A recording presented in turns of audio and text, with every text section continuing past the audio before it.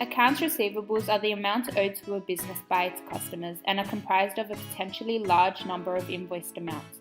Because a receivable is an uncollected sale and constitutes the primary source of incoming cash flow, the main question that should be asked of a company is how well it collects its receivables. The three main ways to analyze accounts receivables include horizontal and vertical analysis, receivables turnover ratio, and the allowance ratio. Horizontal analysis begins with calculating the dollar change in account balance, which is equal to the current year balance minus the prior year balance, and then working out the percentage in change balance, which is equivalent to the dollar change divided by the prior year balance. Vertical analysis divides each account balance by a base account, yielding a percentage. The base account is total assets for financial position, and net sales or total revenues for statement of income account.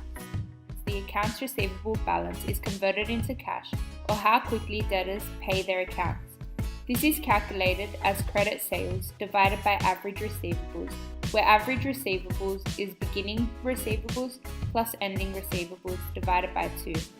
The days in receivable ratio divides the receivable turnover ratio into 365 days to express, in days, how long it takes a company to generate and collect its receivables.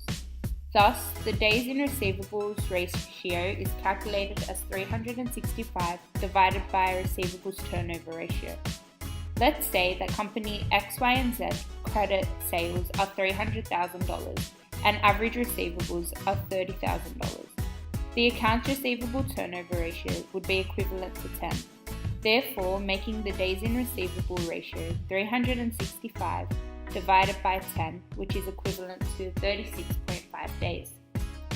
Allowance ratio compares the allowance account to gross accounts receivable to determine the percentage of receivables that are expected to be uncollectible in the future.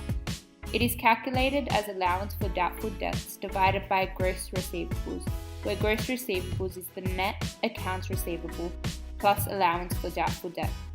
A higher ratio would indicate that a company expects more receivables to be uncollectible and would therefore want this ratio to be as low as possible. For example, in 2017, company X, Y, and Z had allowance for doubtful debt equivalent to $3,900 and their gross receivable was equivalent to $30,000, making the allowance ratio equivalent to 13%.